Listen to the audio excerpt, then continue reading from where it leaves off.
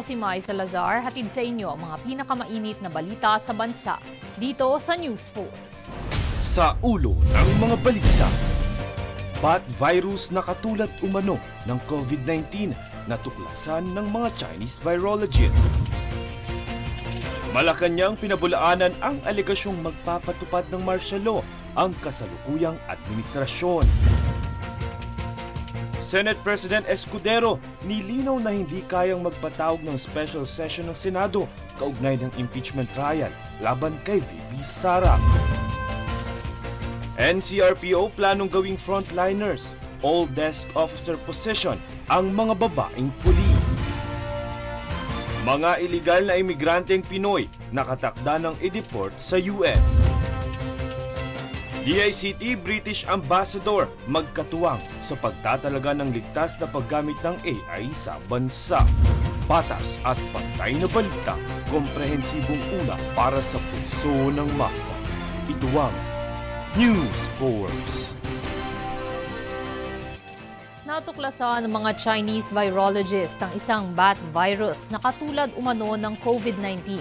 Ayon kasi sa naturang virologist, may pagkakapareho ang naturang virus sa kung papaano ito pumapasok sa cell ng isang tao. Sa kasalukuyan ay wala pang pahayag ang Department of Health ukol sa naturang virus.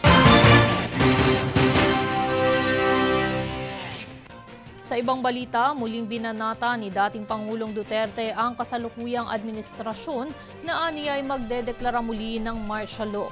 Pinabulaanan naman ito ng Malacanang na isa na naman umano itong fake news. Para sa detalye, narito si Francis Riodique. Pabrika ng fake news. Ganito inilarawan ng Malacanang si dating Pangulong Rodrigo Duterte. Kaugnay ito ng kanyang pahayag sa isang rally sa Mandawi City nitong Sabado na susunod umano sa yapak ng kanyang ama, si Pangulong Ferdinand Marcos Jr. Aniya, papunta kasi ang kasalukuyang administrasyon sa pagpapatupad ng martial law. Ayon sa pahayag ni Executive Secretary Lucas Bersamin, katawa-tawa at walang basihan ang pahayag ng dating Pangulo. Isa na naman umano itong budol na aniyay mula sa one-man fake news factory. Paggigiit niya, patuloy na igagalang ng administrasyon ang konstitusyon, rule of law at karapatan ng mamamayan. Dagdag pa niya, hindi umano nila gagayahin ang umano'y panggigipit ng nakaraang administrasyon sa buhay, kalayaan at ari-arian na hindi dumadaan sa due process. Sa kasalukuyan ay wala pang pahayag ang kampo ng dating Pangulo kaugnay sa naging tugon ng Malacanang sa naturang issue. Francis Riodique, nag-uulat para sa Golden Nation Network. Samantala, bilang pagdiriwang ng Philippine Heart Month at National Cancer Awareness Month ngayong Pebrero, handog ng pamahalaan ng Quezon City at Department of Health o DOH ang libreng serbisyong pangkalusugan sa inilunsad na Puro Kalusugan Caravan. Binigyang diin ng pamahalaan ng lungsod ang layon nitong maagang agapan ng mga sakit, partikular ang maagang pagdetect sa cancer bilang pagprotekta sa mga residente. Kabilang din dito ang pagsulong ng QC na paglalagay ng calorie label sa mga menu nang mabigyan ng impormasyon ang publiko ukol sa nutrisyong kanilang kinakain upang tuluyang matugunan ang obesity at iba pang problemang pangkalusugan. Kasunod naman ng pagtalaga kay South Korean actor So In-guk bilang Tourism Ambassador ng Pilipinas noong nakaraang linggo, target pang dagdagan ng Department of Tourism o DOT ang Celebrity Tourism Ambassador sa bansa. Nauna nang naitalaga noong 2023 ang Japanese celebrity na si Alan Shirahama sa pamamagitan ng pakikipag-ugnayan sa mga sikat na personalidad mula sa mga target na bansa, layo ng DOT na itulak ang pagtaas ng turistang dadayo sa Pinas upang mas mapalakas pa ang turismo.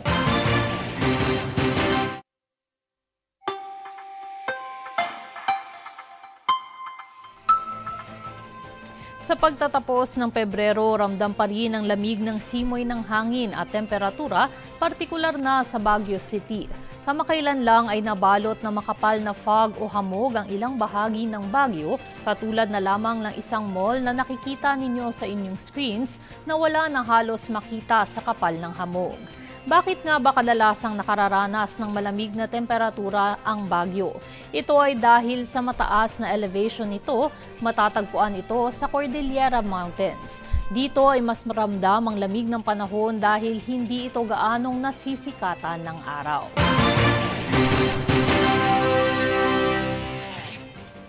Susunod sa News Force. Senate President Escudero nilinaw na hindi kayang magpatawag ng special session ng Senado kaugnay ng impeachment trial laban kay Vice President Sara. Kongreso CIDG magkatuwang na nilalabanan ng issue sa fake news. NCRPO planong gawing frontliners, all-desk officer position ang mga babaing pulis. Manatiling nakatutok para sa higit pang mga balita sa pagbabalik ng News Force.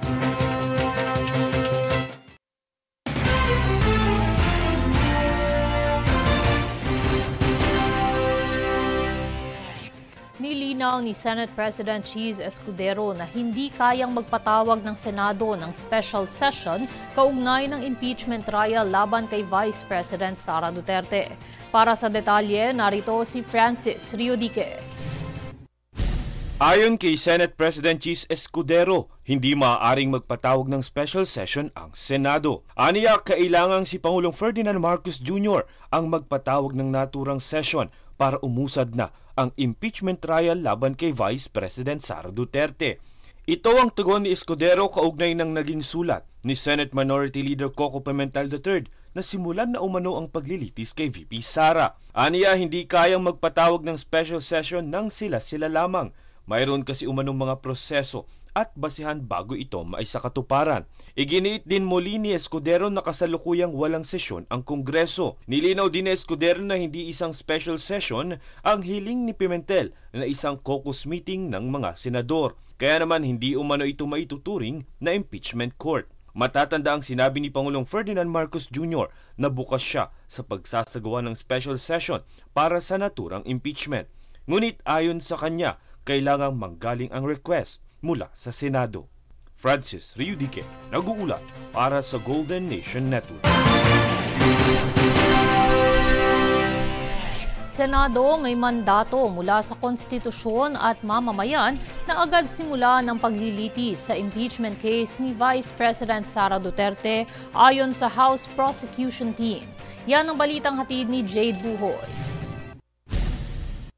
Ipinahayag ng House Prosecution Team na ang Senado ay may tungkulin agad na simula ng impeachment trial ni Vice President Sara Duterte batay sa saligang batas at sa mandato ng taong bayan. Ayon kay Representative Joel Chua, isa sa mga House prosecutors, hindi kailangang hintayin ng Senado ang special session mula sa Pangulo upang mag-convene bilang impeachment court. Binigyan din niya na ayon sa konstitusyon, ang paglilitis sa isang opisyal na impeach ay dapat magsimula kaagad o forthwith. Iginit din ni Chua na hindi magtatagal sa Kamara ang proseso ng impeachment, kundi pinag-aaralan upang matiyak na malakas ang ebidensya laban kay VP Sara. Aniya, ang Senado ay may tungkulin lamang na dinggin ang kaso samantalang ang Kamara ang responsable sa pagsusuri at paghahanda ng impeachment complaint. Samantala ay pinagtataka ng mga kongresista ang petisyon ni VP Sara sa Korte Suprema upang ipahinto ang kanyang paglilitis. Matapos nitong ipahayag noon na handa siyang humarap dito. Naniniwala naman ang House Prosecution Team na walang sapat na basehan ang petisyon ni Duterte at tiwalang ibabasura ito ng Korte Suprema. Pahayag naman ni Chua, ang impeachment complaint laban kay VP Sara ay dumaan sa masusing pag-aaral at may matibay na ebidensya kaya nararapat lamang na agad itong dinggin ng Senado. Jade Buhoy, nag-uulat para sa Golden Nation Network. Idinetalya naman ni Quezon City 4th District Representative Marvin Rillo ang alokasyon ng karagdagang 500 milyong pisong idinagdag ng Kongreso para sa Pondo ng Kalamidad o ang National Disaster Risk Reduction and Management Fund.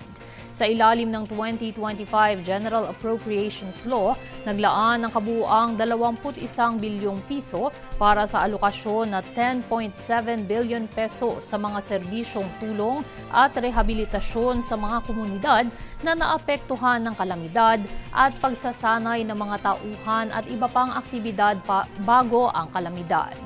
9.3 billion pesos na capital outlay naman para sa pagkukumpuni at muling pagtatayo ng mga nasirang permanenteng estruktura at 1 bilyong piso para sa People's Survival Fund na sumusuporta sa adaptation projects at mga inisyatiba na pinamumunuan ng mga local government units at community organizations. Ang naturang aksyon aniya ay upang palakasin ang disaster preparedness at long-term climate resilience ng bansa. Samantala, planong italaga ng NCRPO ang mga kababaihang pulis sa lahat ng desk officer position para sa mas komportableng pag-ulat ng mga batang biktima, gayon din ng mga biktima ng pang-aabuso. Ang kaganapan alamin sa ulat ni Princess Castro. Nitong kamakailan ay inanunsyo ng National Capital Region Police Office o NCRPO na plano nitong magtalaga ng mga babaeng opisyal sa mga pangunahing posisyon upang ipakita ang kanilang mga kasanayan sa pamumuno at mga tungkuling administratibo. Ang mga ito ay tatalaga sa kabuuan ng Civil Disturbance Management Contingents, Desk Operations at Elite Special Weapons and Tactics Teams. Ayon kay Acting NCRPO Director Brigadier General Anthony Aberin, hindi lamang mga kasanayan sa pamumuno ang kanilang ikinukonsidera, kundi pati na rin sa aspeto ng mas komportableng paglapit o mas mabilis na rapport building ng mga biktima. Dagdag pa niya, sa pamamagitan ng aksyon na ito ay matitiyak nila ang aksesibilidad na makapagbigay ng isang ligtas na lugar para sa mga kababaihan at mga bata, partikular ang mga biktima ng karahasan, kung saan malaki ang tsansa na mag-atubiling magsabi sila sa mga lalaking opisyal. Kaya naman diin ni Aberin, ang pamumuno ay hindi nababatay sa kasarian bagkus sa pamamagitan ng kakayahang magbigay ng inspirasyon, makiramay at gumawa ng mga tamang desisyon. Samantala, 19% sa kabuuang bilang na 25,743 na puwersa ng NCRPO ay mga kababaihan. Princess Castro nag-uulat para sa Golden Nation Network. Bunsod naman ang issue sa paglaganap ng fake news at misinformation sa mga online platform nitong kamakailan, patuloy ang Kongreso katuwang ang CIDG sa paglaban nito. Nitong kamakailan ay isa sa mga Cebu vlogger ang sinampahan ng reklamo dahil sa pagpapakalat ng maling impormasyon. Tunghayan ang detalye sa ulat muli ni Princess Castro. Magkatuwang sa paglaban sa fake news at misinformation ang mga miyembro ng Kongreso kasama ng Criminal Investigation and Detection Group o CIDG. Nitong kamakailan ay lubos na ikinalugod ng mga mambabatas ang naging hakbang ni CIDG Chief General Nicolas Torre III, partikular ang pagsasampa ng reklamo laban sa Cebu-based vlogger na nagpakalat ng maling impormasyon. Ito ay matapos kumalat sa isang social media post ang ulat na sinasabing na ospitalang general kalakip ang isang litrato ng nakahigang pasyente na may mukha ni Torre. Nagresulta ito sa search warrant ni Torre para makumpiska ang gadgets na ginamit umano ng vlogger sa pagpapakalat ng naturang pekeng balita. Umalma naman sa naturang search warrant ang naturang vlogger na kinilalang si June Abines sa pamamagitan ng isang live streaming sa Facebook nitong umaga kung saan hinamon niya itong harapin siya ng personal. Here I am, June Abines, ordinary Cebuano, challenging you. If you are not ready to kill me, at least face me and let's have a fist fight. Suntukan lang tayo. Sa kanyang naging pahayag sa social media ay kaniyang pinabulaanan ang mga akusasyong siya ay isang hacker. Samantala, wala pang pahayag si Torres sa naturang post. Mariing paalala naman ng mga kongresista na ang pagpapakalat ng mga maling impormasyon ay nagdudulot ng kalituhan na isa ring dahilan upang mailagay sa panganib ang buhay ng publiko. Kaya't marapat lamang anila na magkaroon sila ng pananagutan, pribado mang individual o kahit pakawani ng gobyerno.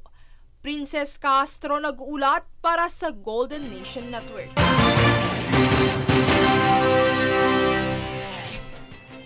Susunod sa News Force. Mga iligal na imigranteng Pinoy nakatakda ng i-deport sa US.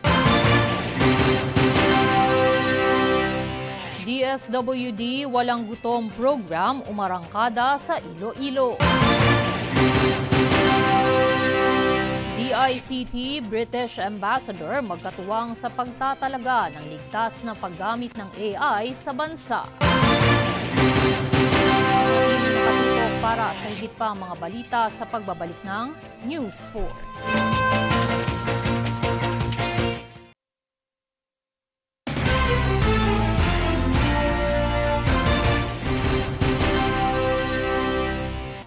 Nagpahayag ng suporta ang Bureau of Immigration sa mas pinaigting ng kampanya laban sa iligal na pogo kasunod ng matagumpay na operasyon ng PAOCC sa Parañaque. Yan ang balitang hatid ni Jade Buhoy. Kinilala ng Bureau of Immigration o BI ang matagumpay na operasyon ng Presidential Anti-Organized Crime Commission o PAOCC laban sa iligal na pogo sa Parañaque City noong nakaraang ika-20 ng Pebrero. Sa naturang operasyon, 453 katao ang naaresto, kabilang ang 146 na dayuhang mamamayan kung saan karamihan rito ay mga Chinese. Kasabay nito, inihahanda na ng BI ang legal na proseso para sa deportasyon ng mga dayuhang naaresto matapos ang pag-turnover ng PAOCC. Ayon naman kay BI Commissioner Joel Anthony Viado, patuloy ang pagsisikap ng ahensya upang tugisin at ipa-deport ang mga dayuhang sangkot sa iligal na gawain. Ang hakbang na ito ay alinsunod sa utos ni Pangulong Ferdinand Marcos Jr. na ipagbawal ang operasyon ng pogo sa bansa. Dito tiniyak rin ni Viado ang mas mahigpit na koordinasyon ng BI sa iba pang ahensya upang mapanatili ang seguridad ng bansa. Dagdag niya, mananatiling matatag ang BI sa pagpapatupad ng mga batas sa imigrasyon upang maiwasan ang muling paglaganap ng illegal na pogo operations. Patuloy rin ang BI sa kanilang mandato na tiyakin na ang lahat ng dayuhang nananatili sa Pilipinas ay sumusunod sa batas ng imigrasyon. Jade Buhoy, nag-uulat para sa Golden Nation Network. Samantala, bagamat wala pang inihayag na bilang, nakatakda ng i-deport mula sa Amerika ang mga Pilipinong iligal na naninirahan rito. Tinukoy ng administrasyon ni US President Donald Trump na ang mga Pinoy na madedeport ay pawang kadarating lamang sa Estados Unidos. Kung sakali, ito umano ang unang batch ng deportees sa ilalim ng kampanya ni Trump laban sa pagpapauwi sa mga iligal na dayuhan. Ilan sa mga Pinoy na ito ay naninirahan sa California, New York at New Jersey. Iminumungkahi ni Philippine Ambassador to the United States, Jose Manuel Romualdez, na voluntaryo na lamang umalis kung hindi sumailalim sa legal ang paninirahan ng mga Pinoy sa Amerika bago pa man ma-deport. Sa ibang balita, umarangkada nitong weekend sa probinsya ng Iloilo ang Walang Gutom program ng Department of Social Welfare and Development para magsagawa ng food redemption activity. Higit 400 household beneficiaries ang nakatanggap ng 3,000 pisong halaga ng food credits sa pamamagitan ng kanilang electronic benefit transfer cards. Ito ay bahagi ng layuning mabawasan ang bilang ng mga Pilipinong nakararanas ng gutom, kung saan hatid ng food credits ang balanseng nutrisyon na tutugon sa malnutrisyon at pagkagutom. Bukod sa programang ito ng kagawaran, ay nakakuha rin ng positibong outcome sa Okta Research ang ayuda para sa Kapos ang Kita Program o AKAP na isang tulong pinansyal para sa mga minimum wage earner o mga manggagawa na nasa low income category at karaniwang apektado ng inflation. Pinangunahan naman ni Agriculture Secretary Francisco Kiko Chu Laurel Jr. ang paglulunsad ng Kadiwa ng Pangulo Store sa Camp Aguinaldo sa pakikipagtulungan ng Armed Forces of the Philippines o AFP. Layunin ng programang ito na magbigay ng sariwa at abot-kayang produktong agrikultural sa mga sundalo at residente sa paligid ng mga piling kampo militar sa buong bansa. Ayon kay AFP Chief of Staff General Romeo Browner Jr., ang pagkakaroon ng matatag na supply ng pagkain at abot-kayang presyo ay makatutulong sa paglikha ng isang mas matatag na bansa. Samantala, pinangunahan ni na Department of Information and Communications Technology o DICT Secretary Ivan John Uy at British Ambassador Lori Bofils ang pagtatalaga at pagsiguro ng etikal at ligtas na paggamit ng Artificial Intelligence o AI sa bansa. Layo ng ugnayan ang paghubog ng polisiya ng AI sa bansa, pagpapalakas ng pandaigdigang kolaborasyon at pagtugon sa maaaring panganib na dulot ng paggamit ng makabagong teknolohiya.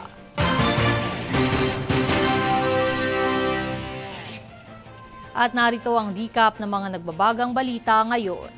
Sa ulo ng mga balita, bat virus na katulad umano ng COVID-19 na tuklasan ng mga Chinese virologists.